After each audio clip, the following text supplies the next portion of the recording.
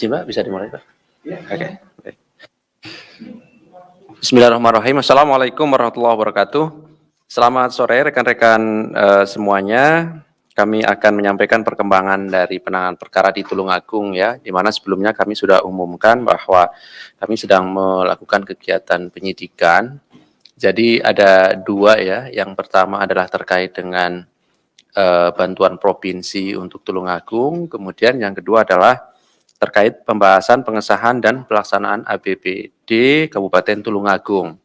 Nah, sore hari ini kami mengumumkan yang terkait dengan ketok palunya ya, atau pengesahan dan pelaksanaan APBD dan APBDP pada Kabupaten Tulungagung. Nanti untuk perkara yang kedua, pasti nanti kami akan sampaikan perkembangannya setelah penyidikan cukup. Kami juga akan umumkan seperti apa konstruksi perkaranya, gitu ya. Hadir sore hari ini Pak Deputi Penindakan, Pak Karyoto nanti yang akan membacakan poin-poin dari perkara ini. Dan setelahnya kami beri kesempatan 3 orang penanya, kita fokuskan untuk perkara ini lebih dahulu, dan boleh nanti ditambahkan juga perkara-perkara yang lain, baru kemudian beralih ke penanya yang berikutnya. Sampai 3 orang kami beri kesempatan. Baik, kami silakan Pak Deputi untuk menyampaikan beberapa poin perkembangan dari penanganan perkara di Tulungagung dimaksud. Terima kasih, Pak Ali. Assalamualaikum warahmatullahi wabarakatuh. Selamat sore menjelang malam, rekan-rekan wartawan dari berbagai media dan masyarakat Indonesia yang saya cintai dan saya banggakan. Pada kesempatan sore hari ini saya akan menyampaikan rilis tentang pengumuman dan penahanan tersangka dugaan tindak pidana penerimaan hadiah atau janji terkait pembahasan, pengesahan dan pelaksanaan APBD dan APBDP Kabupaten Tulungagung. Dari berbagai informasi dan data serta keterangan maupun adanya fakta persidangan dalam perkara terpidana Sahri Mulyo, Bupati Tulungagung, dan terpidana Supriyono, Ketua DPRD Kabupaten Tulungagung, mengenai dugaan tindak pidana korupsi dimaksud, selanjutnya KPK melakukan penyelidikan dan ditemukan adanya bukti permulaan yang cukup sehingga KPK meningkatkan status perkara ini ke tahap penyidikan dengan mengumumkan tersangka sebagai berikut. Pertama, AM, Wakil Ketua DPRD Kabupaten Tulungagung, AG, Wakil Ketua DPRD Kabupaten Tulungagung, Ika, Wakil Ketua DPRD Kabupaten Tulungagung. Untuk kebutuhan proses penyidikan, tim penyidik melakukan upaya paksa penahanan pada TSK AM untuk 20 hari pertama, terhitung mulai tanggal 3 Agustus 2022 sampai dengan 22 Agustus 2022 di Rutan KPK pada Gedung Merah Putih. 2 tersangka tidak hadir karena masih beralasan sakit. KPK mengimbau untuk 2 tersangka lainnya, yaitu AG dan IK untuk kooperatif hadir pada jadwal pemanggilan berikutnya oleh tim penyidik.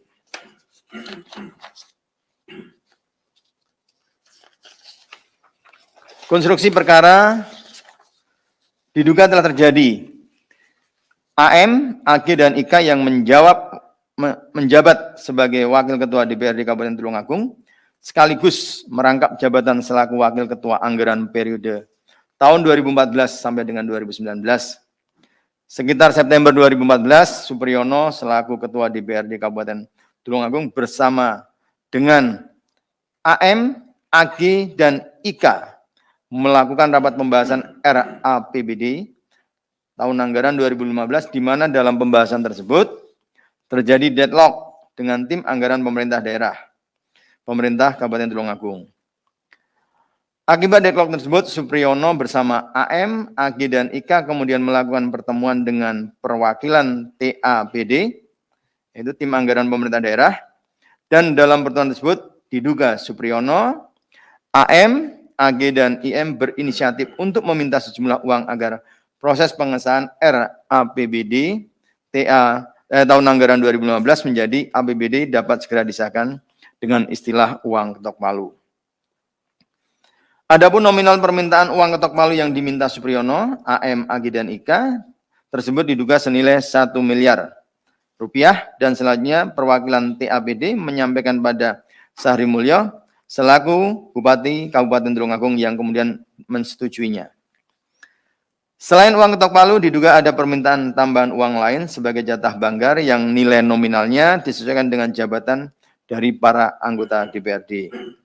Penyerahan uang diduga dilakukan secara tunai dan bertempat di kantor DPRD Kabupaten Tulungagung yang berlangsung dari tahun 2014 sampai tahun 2018. Diduga ada beberapa kegiatan yang diminta oleh IKA sebagai perwakilan Supriyono, AM, dan AG untuk dilakukan pemberian uang dari Sahri Mulyo. Di antaranya pada saat pengesahan penyusunan APBD murni maupun penyusunan perubahan APBD. Para tersangka diduga melakukan masing-masing menerima uang ketok palu sejumlah sekitar 230 juta rupiah. Atas perbuatannya, para tersangka disangkakan melanggar pasal 12 huruf A atau huruf B atau pasal 11 Undang-Undang Nomor 31 Tahun 99 sebagaimana telah diubah dengan Undang-Undang Nomor 20 Tahun 2001 tentang perubahan atas Undang-Undang Nomor 31 Tahun 99 tentang pemberantasan tindak pidana korupsi, junto pasal 55 ayat 1 ke 1 Kitab Undang-Undang Hukum Pidana. KPK prihatin korupsi pengesahan anggaran yang dilakukan oleh para wakil rakyat yang seharusnya bekerja mengemban amanah untuk kesejahteraan rakyat, namun justru menyalahgunakan jabatannya untuk memperkaya diri melalui praktek-praktek korupsi. Korupsi pada perencanaan dan pengesahan anggaran menjadi titik awal terjadinya siklus korupsi pada tahapan berikutnya, yakni pelaksanaan belanja barang dan jasa, serta tidak menutup kemungkinan membuka celah korupsi pada tahap pertanggungjawaban anggarannya, sehingga menjadi siklus korupsi anggaran terus berputar. KPK meminta kepada pejabat menyadari bahwa APBN dan APBD adalah hasil keringat rakyat, sehingga harus dimanfaatkan untuk sebesar-besarnya bagi kemakmuran rakyat. Terima kasih. Terima kasih Pak Deputi yang telah membacakan poin perkembangan dari perkara ketok palu di Tulungagung ini. Pada prinsipnya kami mengumumkan 3 orang tersangka, 1 dilakukan penahanan hari ini dan yang kedua nanti kami akan panggil kembali karena 2 orang ini konfirmasi tidak bisa hadir untuk hari ini. Dan perlu juga kami sampaikan bahwa perkara ini penyidikan Juni 2022 tentu berdasarkan dari fakta-fakta hukum persidangan untuk perkara sebelumnya. Sehingga kami kembangkan dari fakta-fakta hukum itulah ada orang-orang atau pihak yang diduga turut di dalam dugaan korupsi dimaksud dan kemudian berdasarkan permulaan yang cukup tentu kami tetapkan sebagai tersangka dan kami umumkan pada sore hari ini. Baik, kami silakan 3 orang penanya terkait dengan perkara ini ataupun perkara yang lain. 1, 2, 3, 4. Oke, baik, nggak apa-apa. Nanti bisa langsung saja. Ya, pertama saya mau nanya soal, ini kan tersangkanya 3, tapi kemarin dirilis bahwa ada 4 orang yang dicegah dalam kasus ini. Berarti kan 1 sebagai saksi. Nah itu kenapa dia dicegah? Apakah dia calon tersangka atau saksi kunci dalam kasus ini? Kedua, terkait kasus ini kan kasus tersangkanya nambah terus ya. Apakah memang ke depan masih ada tersangka yang masih dibidik oleh KPK atau calon-calon tersangka yang masih dibidik oleh KPK? Terus mau nanya soal kasus lain. Pertama soal Surya Darmadi. Itu kan kemarin Kejaksaan Agung udah bilang kalau keberadaan dia ada di Singapura. Nah ini gimana? Apakah KPK akan melakukan ekstradisi kepada Surya Darmadi karena keberadaannya sudah diketahui ada di Singapura? Dan apakah KPK sudah berkomunikasi dengan Kemenkumham atau pihak terkait untuk melakukan ekstradisi Surya Darmadi? Terus selain Surya Darmadi kan ada Paulus Thanos yang juga ada di Singapura. Nah ini gimana? Apakah bakal sekalian bareng dibawa pulang sama Surya Darmadi atau gimana gitu? Terus saya mau nanya soal pencarian Bupati Mamberamo Tengah. Kan kemarin menyurati KSAD untuk memanggil 2 anggota TNI atau anggota TNI yang diduga membantu Bupati Mamberamo Tengah kabur gitu kan. Nah, apakah KSAD ini udah ngasih balasan dari surat itu atau udah menyiapkan waktu untuk memeriksa anggotanya. Terus yang terakhir, kasus terakhir, saya mau nanya soal Formula E. Ini kelanjutannya gimana? Apakah masih jalan atau udah ada tersangkanya sekarang? Itu aja. Silakan, Kak, lanjutkan. Ya, nanti Mas Mario terakhir mungkin ya. Nanti beri kesempatan bisa nanya lebih banyak. Sore Pak Ali dan Pak Deputi, saya Niam dari kompas.com. Izin tanya, ini kan kemarin Kejaksaan Agung menyatakan membuka peluang kayak gitu akan melakukan sidang in absentia terhadap Surya Darmadi jika waktunya udah habis ya gitulah ya. Nah, KPK sendiri kan udah memburu ini dari 2019. Apakah KPK juga katakan membuka peluang yang sama untuk menggelar sidang in absentia gitu?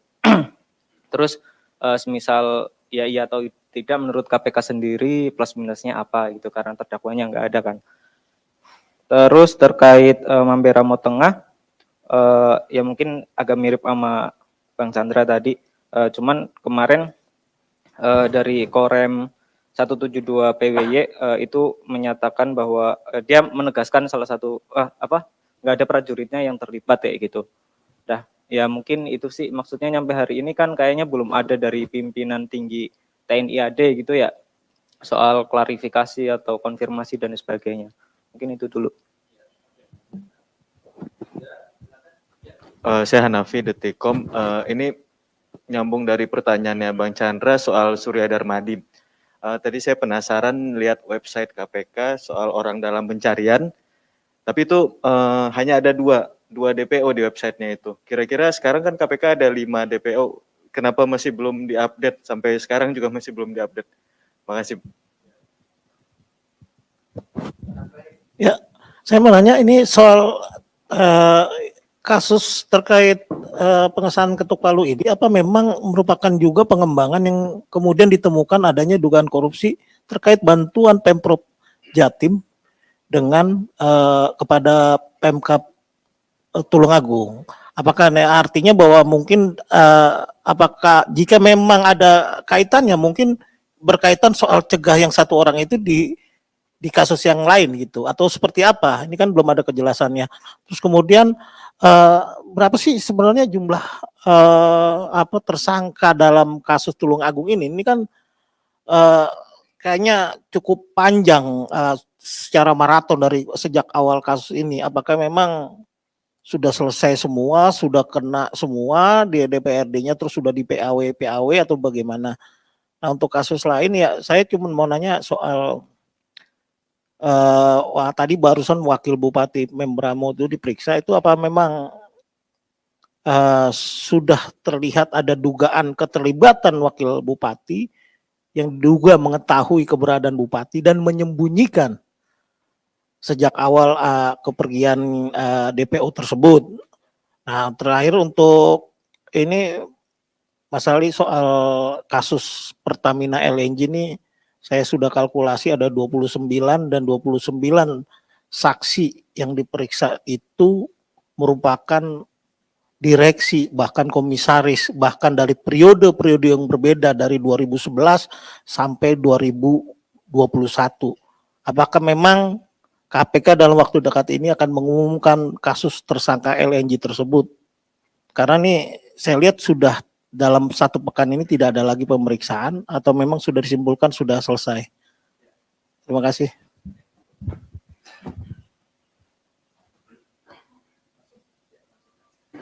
Lumayan banyak ini, ada beberapa pertanyaan yang sama tadi, Mas Chandra. Tersangkut masalah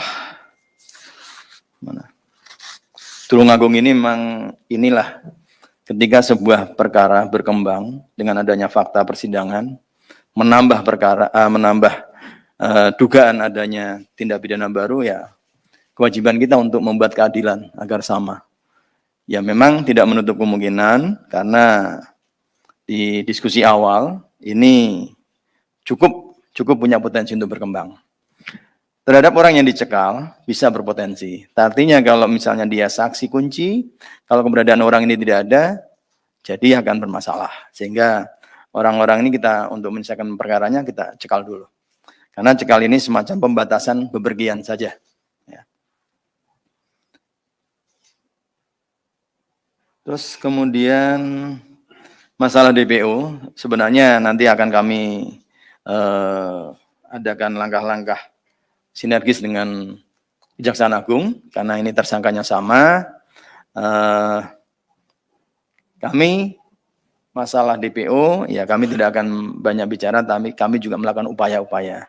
Tentunya di sana ada KPK-nya Singapura, ya kita sudah mulai berkoordinasi.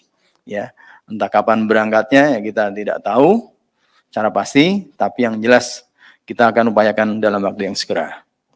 Ya, baik terhadap DPO-DPO yang lain juga perhatiannya sama. Yang di dalam negeri juga kita upayakan juga.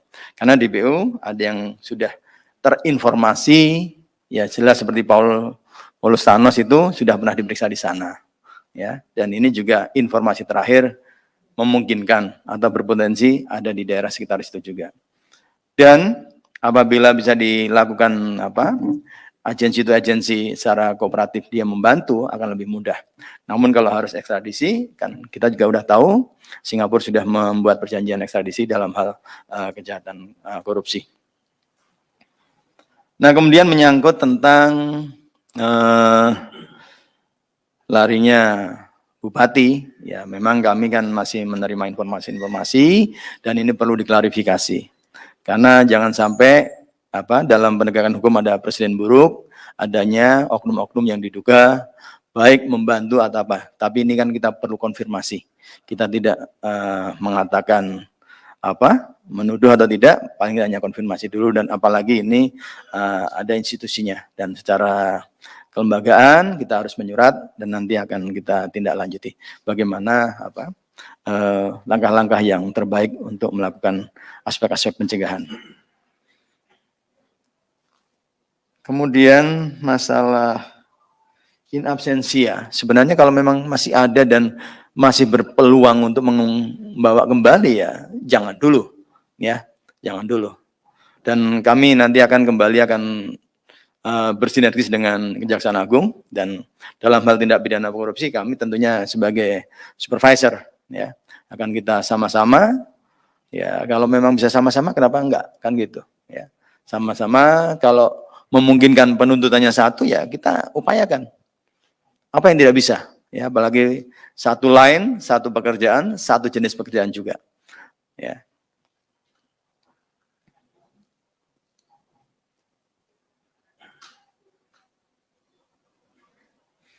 Tadi saya rasa yang memberi menentukan juga udah saya jawab, ya. Tinggal yang ketiga, sama juga Surya Darmadi. Masalah website, ya tanggung jawab Pak Ali sendiri untuk masukkan. Jumlahnya kita tidak menutupi, dan rekan-rekan juga tahu jumlahnya bukan 2. Kalau nggak salah sudah nambah 1, berarti 6 ya yang masih tersisa. Kemudian untuk ini pertanyaannya Pak Mario ini memang sulit dijawab, karena kan saya sudah bilang, kalau masih penyelidikan, kami tidak akan banyak memberikan informasi-informasi. Pada saatnya, ya silakan kalau Pak Mario mendapatkan sumber dari yang bersangkutan langsung secara doorstop, mau menyampaikan silakan. Tapi kami belum. Kami hargai pihak-pihak yang kita periksa, karena statusnya kan belum kita umumkan. Kalau memang dia saksi, ya silakan. Dari media mau menyampaikan silakan, itu tidak dari kami, ya. Mungkin itu. Ada yang lain lagi? Makasih. Oh, Wakil Bupati. Saya rasa kalau di pembahasan di tempat saya aja belum ada, ya masih dalam rangka mungkin klarifikasi atau pencocokan data-data yang sudah kita dapatkan. Segala sesuatu kalau sudah maju di depan deputi berarti sudah ada mau naik atau mau turun, kan begitu, ya. Terima kasih. Ya. Oh, formula. Saya kan masih lidik. Kami nggak berani menjawab, ya. Doakan saja cepat selesai lah. Selesainya bagaimana, selesai yang terbaik, kan gitu. Karena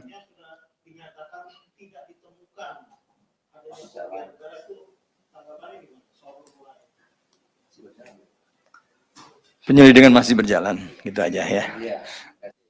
Cukup ya. Saya kira cukup ya teman-teman ya. Oke, terima kasih kehadirannya pada sore hari ini. Terima kasih juga Pak Deputi yang juga hadir pada kesempatan sore hari ini. Kami akhiri. Assalamualaikum warahmatullahi wabarakatuh.